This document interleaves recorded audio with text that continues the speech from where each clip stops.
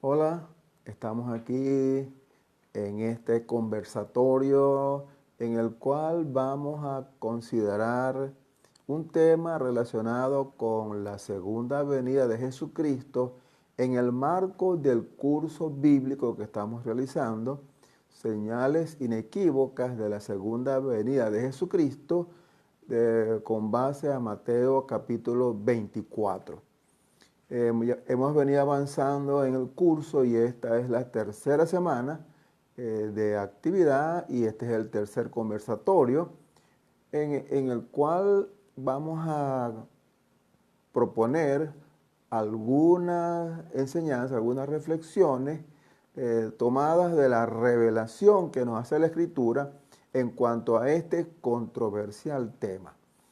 La semana pasada iniciamos la consideración del capítulo 24 de Mateo y hablamos de la primera parte del capítulo. Dividimos el capítulo en dos secciones para poder trabajarlo con detenimiento. Hoy, la semana pasada, consideramos desde el versículo 1 hasta el versículo 28 y estuvimos hablando de las señales que son recurrentes, generales y recurrentes de la segunda venida, y también hablamos de la destrucción del templo, la predicción que Jesucristo había hecho sobre la destrucción del templo y cómo aquella profecía se materializó años después con con la destrucción del templo de Jerusalén que ocurrió en el año 70. De la destrucción de Jerusalén, así como también del templo. Perdón. En esa oportunidad quedamos en que a partir de hoy vamos a considerar desde el versículo 29 hasta el versículo 51, que es el final de ese capítulo de Mateo. Pero como el tema es muy amplio, vamos a dividirlo en algunas secciones y vamos a tener otros conversatorios en la semana, porque sé que en el día de hoy no vamos a poder abarcar todo este amplio tema. Bien, como les mencionaba, vamos a tocar a partir del versículo número 29. Y cuando trabajamos, cuando leemos del versículo 29 en adelante, podemos observar que hay cuatro divisiones que no las vamos a considerar esta noche, sino algunas de las mismas. La primera división habla sobre la venida de Jesucristo. ¿Cómo es la venida del Hijo del Hombre? Aquí lo menciona. Luego habla, esto es del 29 al 31. A partir del versículo 32 se habla la señal de la higuera. Este es otro tema que vamos a considerar. Luego, a partir del versículo 37, habla de una señal como los días de Noé. Y a partir del versículo 46, una bienaventuranza y consecuencia. Hoy vamos a tratar el tema de la segunda venida de Jesucristo. ¿Cómo será este gran evento, este magno evento que es esperado por la humanidad? Que desde el primer siglo, prácticamente desde que Jesucristo anunció que regresaría, se ha estado indagando, preguntando, consultando, tratando de descubrir cómo va a ser este evento. Y Jesucristo lo revela aquí en Mateo capítulo 24. Como hemos mencionado en otras oportunidades, para conocer, para comprender, para entender cómo es la segunda venida de Jesucristo, lo mejor es analizar lo que el mismo Jesucristo revela, porque como Él es el que va a retornar, entonces es importante considerar lo que Él mismo dice. Vamos entonces a revisar el texto para que analicemos cómo es esto de la segunda venida de Jesucristo. Bueno, leo para ustedes a partir del versículo 29, Mateo 24, 29. Mire cómo dice. E inmediatamente después de la tribulación de aquellos días, el sol se oscurecerá y la luna no dará su resplandor, y las estrellas caerán del cielo, y las potencias de los cielos serán conmovidas. Entonces aparecerá la señal del Hijo del Hombre en el cielo, y entonces lamentarán todas las tribus de la tierra, y verán al Hijo del Hombre viniendo sobre las nubes del cielo con poder y gran gloria. Y enviará sus ángeles con gran voz de trompeta, y juntará a sus escogidos de los cuatro vientos, desde un extremo del cielo hasta el otro. Hasta aquí la referencia a la segunda venida de Jesucristo. ¿Cómo Jesús describe este evento y cuáles son las cosas que van a ocurrir en ese momento? Entonces podemos observar, al observar el texto, notamos la siguiente división, la siguiente estructura o los siguientes eventos que van a ocurrir en el momento cuando se dé la segunda venida. No dice cuándo, sino cómo, porque el cuándo, como hemos dicho muchas veces, es una fecha desconocida, que solamente el Padre y Jesucristo la saben y nos dan indicios de cómo será el momento cuando va a llegar. Entonces, no nos dice cuándo, sino el cómo. El cómo es, dice, como observa entonces como dice, e inmediatamente después de la tribulación, entonces narra que habrá una tribulación. Luego dice que después de la tribulación va a ocurrir un evento, un cataclismo, una catástrofe. Dice que el sol se oscurecerá, la luna no dará su resplandor y las estrellas del cielo caerán y las potencias del cielo serán conmovidas. Entonces está hablando aquí de un cataclismo que está indicando la destrucción no solamente del planeta Tierra, sino de todo el universo, porque está tomando aquí en consideración al Sol, la Luna y las estrellas. Entonces, como sabemos, pues esto forma parte del universo visible e invisible. Dice pues que todo eso será destruido. Y luego que esto ocurre, en primer lugar habrá tribulación. En segundo lugar habrá un cataclismo que será como el fin del mundo, el fin del universo, la destrucción. En tercer lugar dice que aparecerá la señal del Hijo del Hombre y todo ojo lo verá. Y luego dice que verán al Hijo del Hombre sobre las nubes del cielo con poder y gran gloria. Entonces vean la secuencia de eventos. Hay una tribulación, luego están los cataclismos que indican el fin del universo, el planeta Tierra. Luego está la señal del Hijo del Hombre y luego viene Jesucristo en las nubes. Y en quinto lugar dice que enviará a sus ángeles con voz de trompeta y juntará a sus escogidos de los cuatro vientos. Entonces, en último lugar, de ese magno evento, entonces dice que los ángeles, al escuchar la trompeta, van y los ángeles a recoger, dice, a juntar a los escogidos. Y así sencillamente nos está describiendo Jesús cómo será su segunda venida. Vamos entonces a hacer un análisis de cada uno de estos elementos o de estos aspectos que se mencionan como eventos que van a ocurrir en el momento de la segunda venida. Entonces observen que dice que inmediatamente después de la tribulación.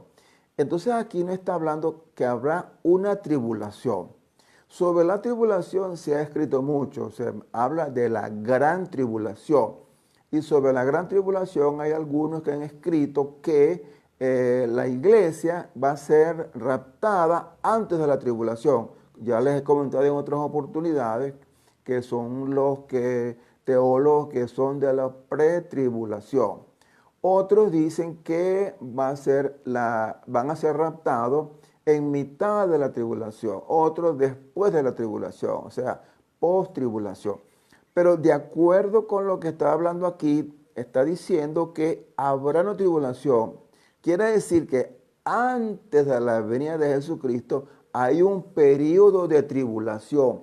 Esto hecho por tierra el argumento de algunos que dicen que la iglesia no va a sufrir la tribulación. Aquí está diciendo que vamos a padecer la tribulación.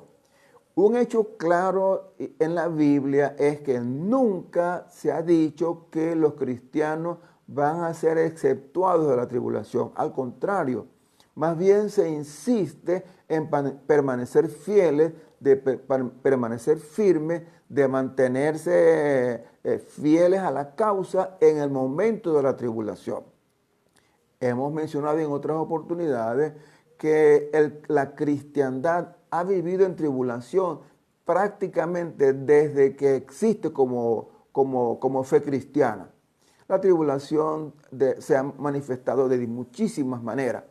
La primera tribulación que padecieron los cristianos fue en el primer siglo. Como sabemos, fueron perseguidos por los judíos y muchos murieron. El mismo Esteban fue el primer mártir después de Jesucristo, el mártir del cristianismo. Los apóstoles sufrieron tribulación. La iglesia en general ha sufrido tribulación. En las cartas de las 7 iglesias en Apocalipsis se menciona que estas iglesias viven en tribulación. Y el Apocalipsis en general muestra a una iglesia atribulada. En el primer siglo los romanos atribularon a la iglesia. Recuerden que muchos tuvieron que vivir en catacumbas para esconderse de la persecución de los romanos. Y a lo largo de la era cristiana, a lo largo de la historia del cristianismo, siempre se ha vivido en tribulación. De manera que no hay argumento para decir que los cristianos no vamos a sufrir la tribulación. Claro que sí. Aquí está diciendo pues que habrá un periodo de tribulación.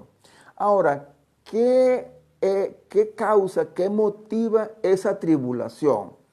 Bueno, aquí en realidad no lo menciona. Sin embargo, en la Escritura hay algunos textos que nos dan una pista, que nos dan una idea de cuál es ese periodo de tribulación. Vamos a revisar en la segunda epístola del apóstol Pablo a los tesalonicenses. Allí vamos a encontrar un dato que nos da una idea de cuándo será o cómo será y qué es lo que propiciará este periodo de tribulación.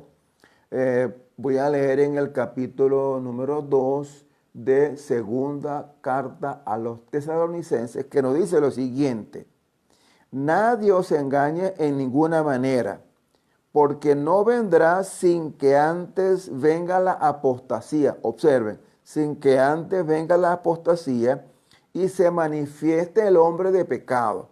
Este hombre de pecado, como muy bien sabemos, se refiere al anticristo. Se manifieste el hombre de pecado, el hijo de perdición, el cual se opone y se levanta contra todo lo que se llama Dios y es objeto de culto, tanto que se sienta en el templo de Dios como Dios, haciéndose pasar por Dios. Bueno, ese tiempo que está mencionando aquí el apóstol Pablo en 2 a los tesalonicenses, capítulo 2, que habrá una época de apostasía, que se manifestará el hombre de pecado y que ese hombre de pecado se sienta en el templo haciéndose pasar por Dios, tiene sus consecuencias. Vamos a ver brevemente en el capítulo 13 de Apocalipsis. Vamos a Apocalipsis. En el capítulo 13 vamos a encontrar un dato sobre este periodo de tribulación. En el capítulo 13 podemos ver en el versículo 11. Después vi otra bestia que subía de la tierra y tenía 2 cuernos semejantes a los de un cordero, pero hablaba como dragón.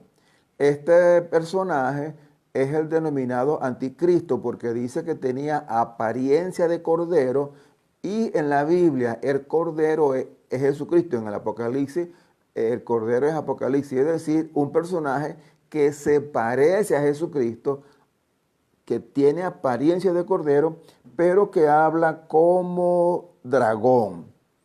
Y vean el versículo 12, y ejerce toda la autoridad de la primera bestia en presencia de ella, y hace que la tierra y los moradores de ella adoren a la primera bestia, cuya herida mortal fue sanada. Y también hace grandes señales de tal manera que aún hace descender fuego del cielo a la tierra delante de los hombres, y engaña a los moradores de la tierra con las señales que se le ha permitido hacer en presencia de la bestia, mandando a los moradores de la tierra que le hagan una imagen a la bestia que tiene la herida de espada y vivió, y se le permitió infundir aliento a la imagen de la bestia para que la imagen hablase e hiciese matar a todo el que no la adorase. Fíjense, hiciese matar a todo el que no la adorase. Bueno, aquí estamos hablando de la gran tribulación. Todo el capítulo 13 de Apocalipsis, que habla de las dos bestias. La primera bestia es el imperio mundial, y del imperio mundial surge la segunda bestia, que en este caso es el anticristo, que tiene apariencia de cordero y habla como dragón. Entonces él hace grandes milagros, y fíjense, dice que hace que los moradores de la tierra adoren a la bestia. Bueno, ya ustedes saben lo que va a ocurrir a los cristianos cuando se les imponga adorar a la bestia, es decir, adorar, someterse, en otras palabras, pues, someterse al imperio dominante que va a surgir, o al nuevo orden mundial. Hay que someterse a los designios de ellos. Entonces, cuando impongan adorar a la bestia, adorar al anticristo, evidentemente los cristianos se van a negar y no van a aceptar adorar a esa bestia, lo cual significa persecución. Allí está entonces la gran tribulación, la tribulación de aquellos días que dice Jesucristo en el Mateo 24. Por otra parte, hablando también de la tribulación y lo que dice Pablo en 2 Tesalonicenses capítulo 2, cuando dice que esa bestia o el hombre de pecado se siente en el templo y se hace pasar por Dios. ¿Recuerdan la semana pasada cuando hablábamos de las dos abominaciones desoladoras? La primera abominación desoladora que está en Daniel 11:31, y la segunda abominación desoladora que está en Daniel 12:11, que habla que, vamos a buscarlo para que nos demos cuenta de esa segunda abominación desoladora que está en el libro de Daniel, capítulo 12, versículo 11. Dice así: y desde el tiempo que se ha quitado el continuo sacrificio, es decir, desde el tiempo que se ha destruido el templo, hasta la abominación desoladora, habla 1290 días. Es decir, desde la destrucción del templo y quitar el continuo sacrificio hasta que se haga la segunda abominación desoladora, pasará la mitad de un tiempo, como explicábamos la semana pasada. Ahora, ¿qué significa esta segunda abominación desoladora? Bueno, lo menciona Pablo allá en 2 Tesalonicenses cuando habla de que la bestia, o mejor dicho, el hombre de pecado, se va a sentar en el templo y se va a hacer pasar por Dios.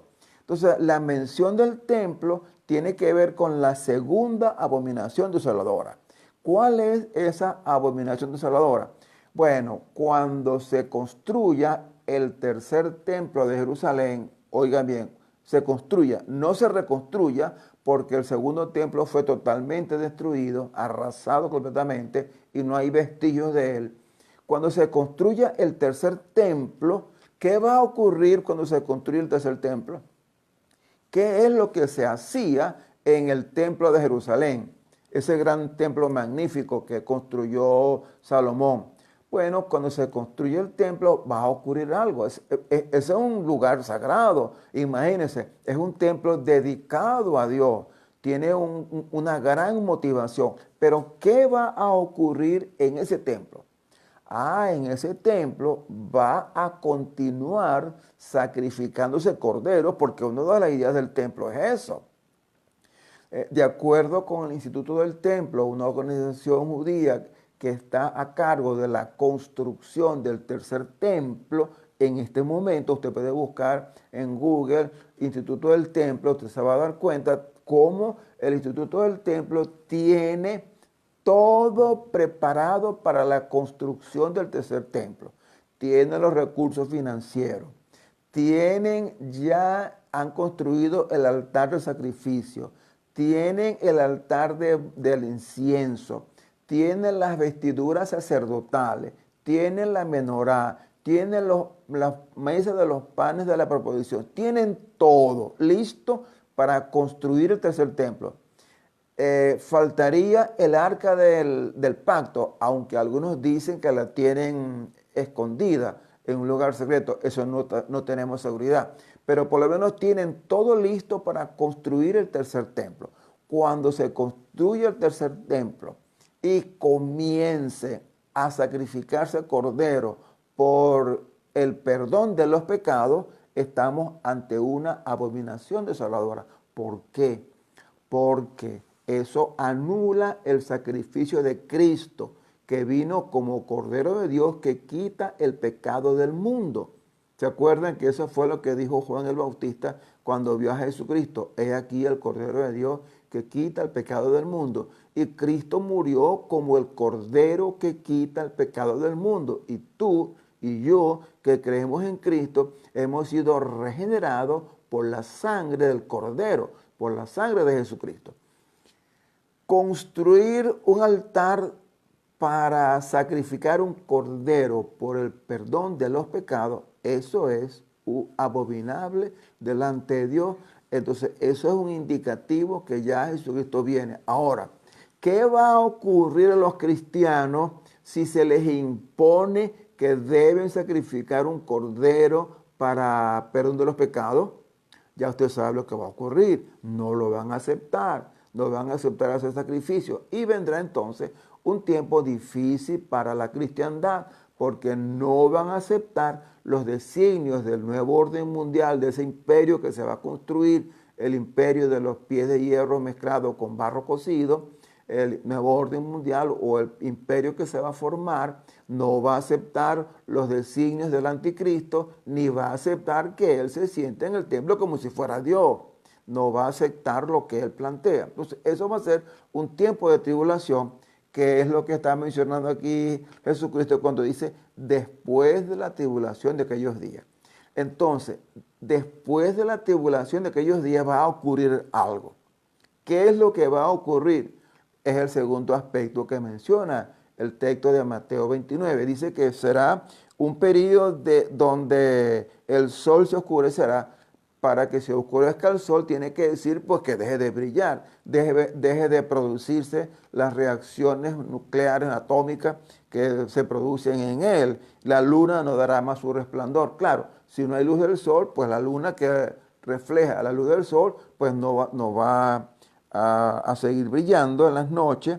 Y dice que las estrellas, las potencias de los cielos, caerán conmovidas.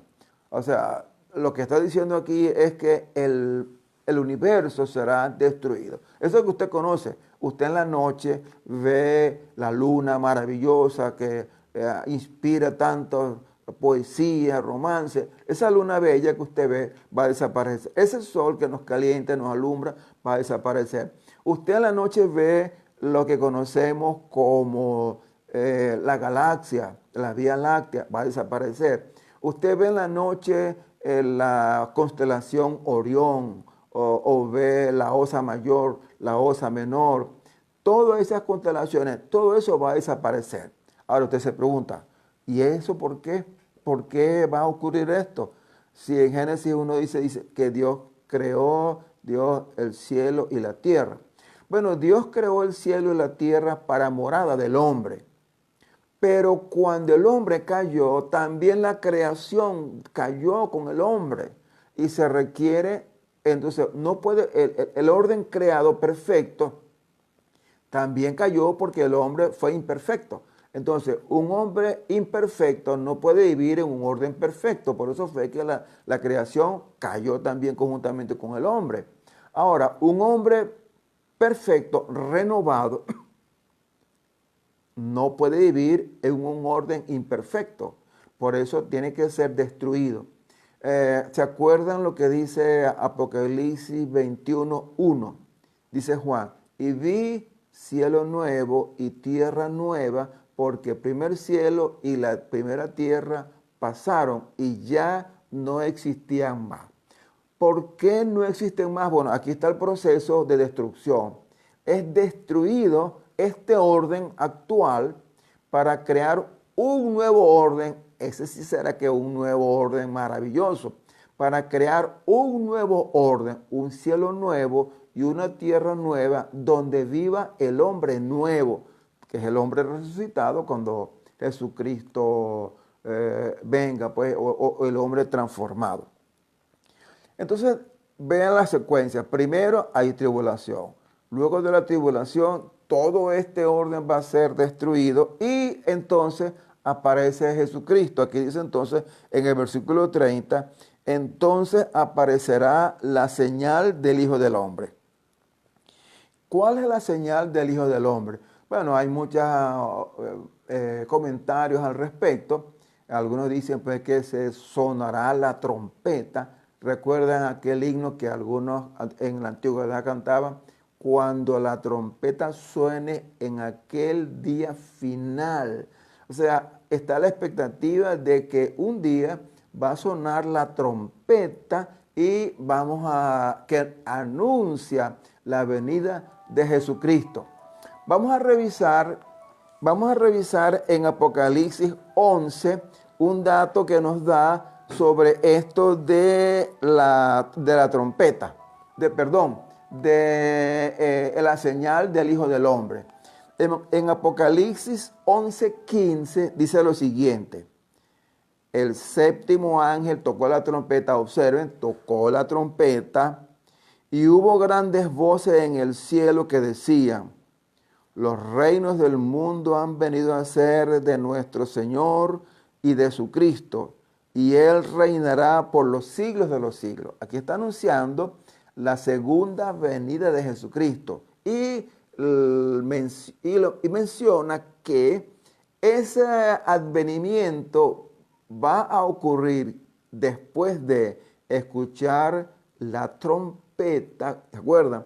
Cuando la trompeta suena la trompeta y hay grandes voces en el cielo que anuncian los reinos han venido a ser del Señor y de Jesucristo. Entonces, antes que venga Jesucristo va a aparecer una señal, va a ser anunciado para que todo el mundo tenga conciencia de la venida de Jesucristo.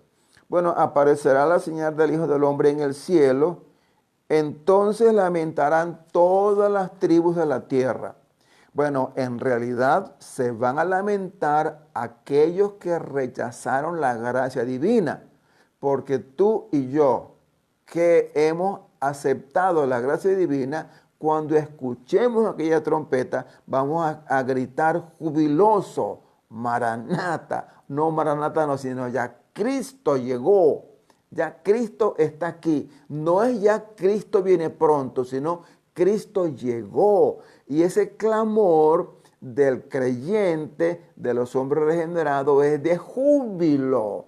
Aquel momento será un momento trascendental de júbilo, no de temor, no de angustia. Por eso es que hay algunas personas que se atemorizan cuando hablan de la segunda venida de Jesucristo. ¿Pero por qué? Si es un momento de gozo, de alegría, de regocijo. Se está cumpliendo lo que hemos esperado durante tantos años.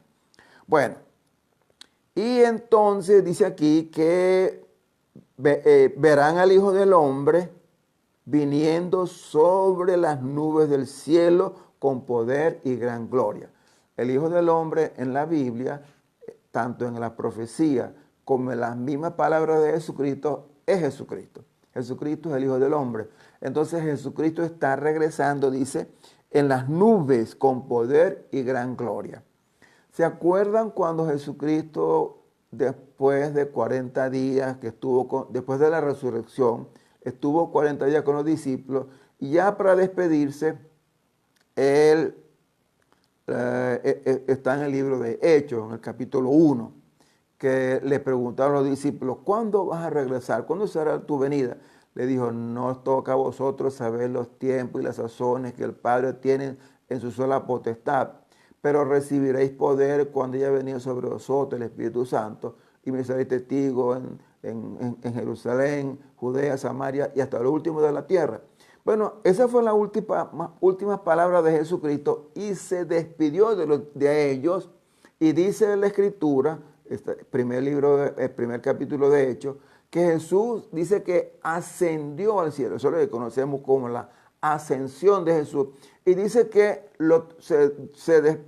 subió y una nube lo cubrió y se fue a la diestra de Dios. Entonces un ángel se le apareció a los discípulos y dijo, ¿por qué estáis mirando al cielo? Este Jesús, así como lo habéis visto subir al cielo, así regresará. Y aquí se está cumpliendo ese pronóstico, esa advertencia.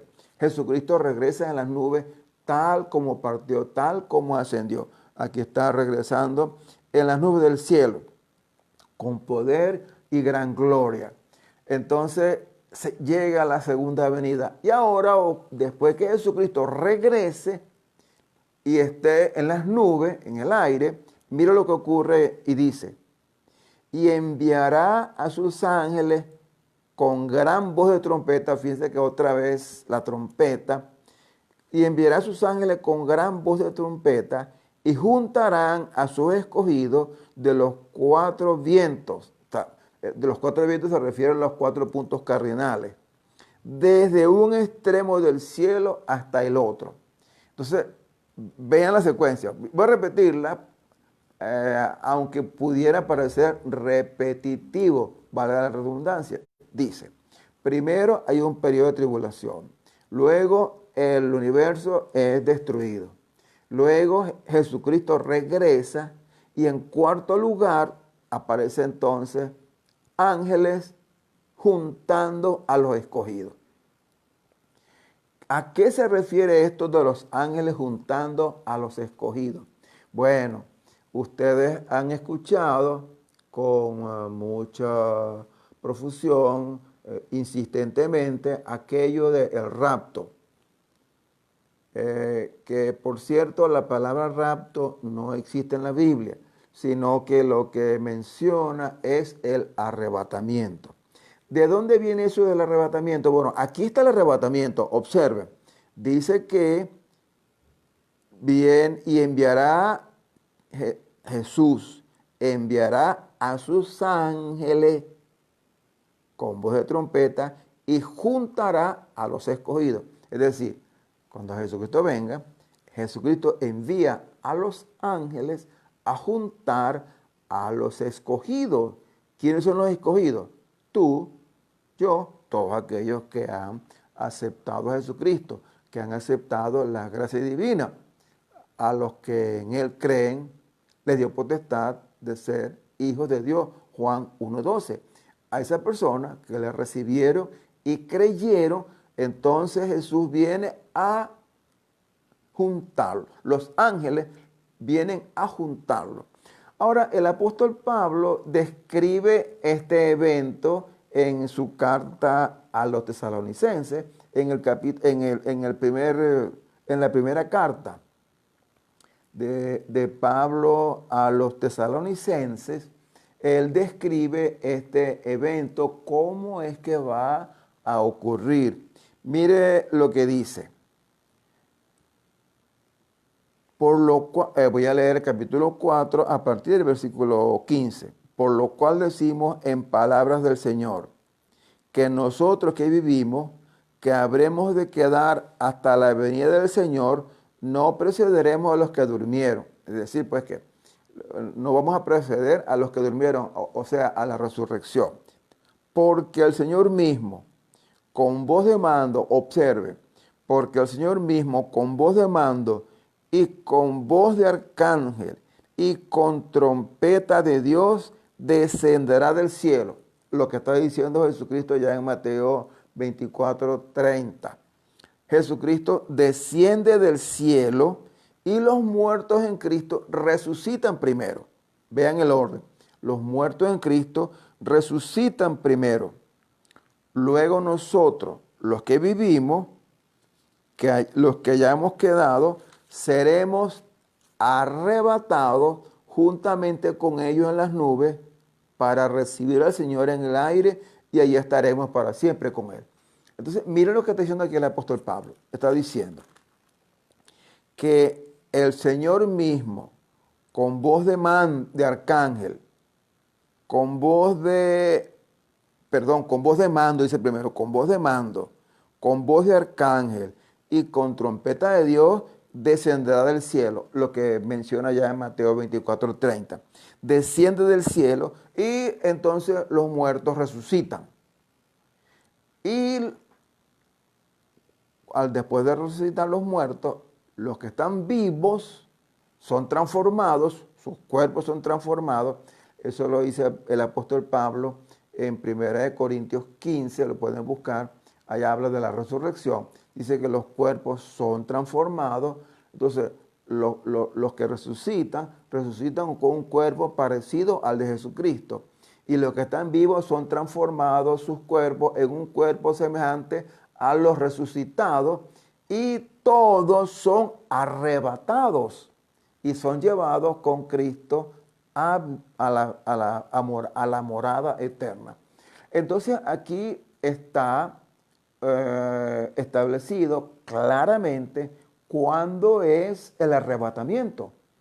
De acuerdo con lo que plantea el apóstol Pablo aquí en esta carta a los tesalonicenses, en el capítulo 4, está diciendo que primero Cristo viene. Vean la secuencia, no lo estoy diciendo yo, lo está diciendo el apóstol Pablo. Primero Cristo viene, después que Jesucristo venga, resucitan los muertos, los vivos son transformados y ambos son arrebatados. No dice raptados, dice arrebatados. Entonces, ¿cuándo ocurre el arrebatamiento? ¿En qué momento de la venida de Cristo ocurre el arrebatamiento? Aquí está bien claro. Yo no sé por qué algunos teólogos confunden la revelación y establecen un orden que no es bíblico. Ese es un orden que establecen algunos teólogos que ajustan los textos a su conveniencia. Y lo digo con mucho respeto porque respeto a los teólogos que estudian la escatología. Pero para estudiar la escatología no hay que estudiar el libro, sino hay que estudiar la Biblia. Y aquí Mateo 24 habla claramente. Está bien claro el orden. No hay posibilidad de cambio, porque si usted cambia el orden, está cambiando la revelación de Jesucristo. Y quien está revelando es Jesucristo, que está diciendo cómo es que Él va a regresar. Él no lo está infiriendo, ni tampoco lo está recibiendo una visión. No, Él está diciendo lo que Él sabe que va a ocurrir. Y lo que va a ocurrir es que habrá tribulación, la gran tribulación, y la van a padecer todos los cristianos. Nadie va a ser arrebatado antes de la tribulación. Aquí dice que primero la tribulación, luego hay un momento en que el universo desaparece, viene Cristo y los ángeles, después que venga Jesucristo, los ángeles se encargan de juntar a los escogidos, que es lo equivalente al arrebatamiento. Entonces, yo les había mencionado que hoy iba a revelar iba a decir lo que revela la Biblia sobre el arrebatamiento. El arrebatamiento va a ocurrir después de la segunda venida de Jesucristo. Y lo afirmo con autoridad porque así lo dice la palabra de Dios. Aquellos escatólogos que están diciendo que la iglesia va a ser arrebatada antes de la tribulación, están equivocados o hacen una interpretación equivocada o ajustada a su conveniencia. Porque lo que dice la Biblia es que después, no solamente después del arrebatamiento, no solamente después de la tribulación, sino que después de la segunda venida es que ocurrirá el arrebatamiento. Pues es la lógica. Porque ¿cómo es posible que va a haber un arrebatamiento antes que venga Jesucristo? No tiene lógica. Y más todavía, cuando estoy diciendo que el apóstol Pablo dice que los muertos van a resucitar y los vivos van a ser transformados y ambos van a ser arrebatados para llevarlos donde Cristo. Entonces, no se justifica, no se entiende que haya una resurrección antes de que venga Jesucristo. Porque de acuerdo con lo que dice Pablo, el arrebatamiento ocurre después de la resurrección de los muertos y la transformación de los creyentes vivos. Entonces no puede ser que va a ocurrir la resurrección antes que venga Jesucristo. Eso no está planteado. Lo que está planteado es que la resurrección es después que Jesucristo venga. De manera pues que con mucha humildad, pero con la autoridad que me da la palabra de Dios, le afirmo que el arrebatamiento que usted dice que es rapto va a ocurrir después de la segunda venida de Jesucristo. Con autoridad, con mucha humildad, pero con la autoridad que me da la palabra de Dios, afirmo que ningún cristiano va a ser arrebatado antes de la gran tribulación. La iglesia, los cristianos van a padecer de la tribulación, grande o pequeña, no van a ser exentos de ella.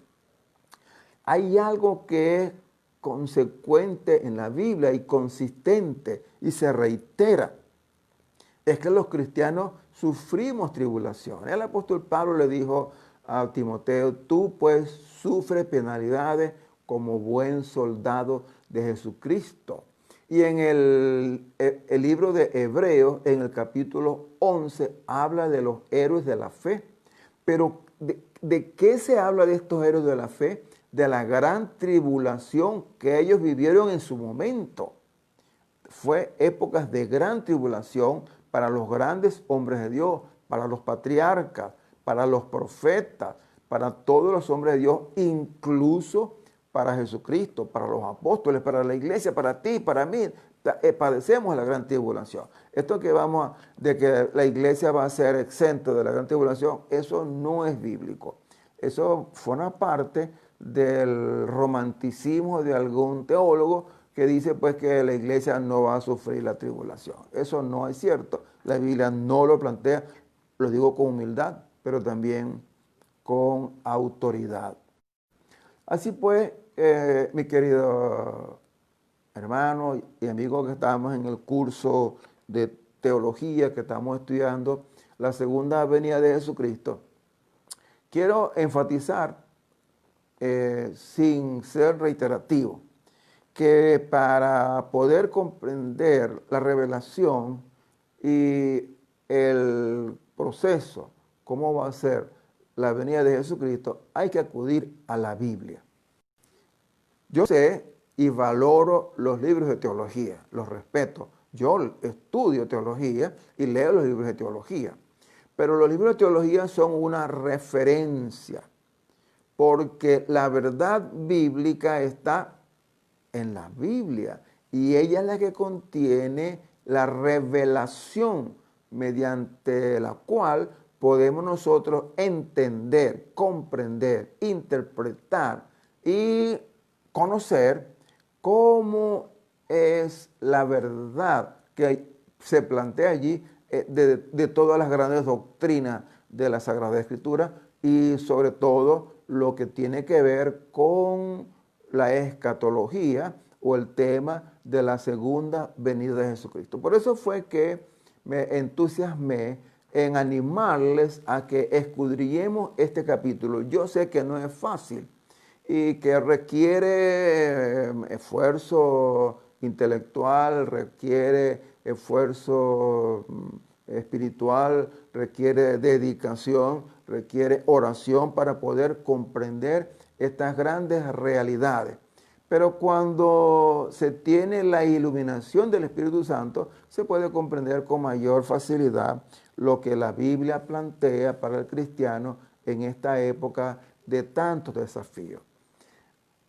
Esto es lo que quería plantearles en cuanto a la segunda venida de Jesucristo. Hay mucho material más que comentar, sin embargo, no quiero abusar del tiempo, de tu precioso tiempo, para seguir avanzando en lo que plantea el Evangelio de Mateo en cuanto a las señales de la segunda venida de Jesucristo.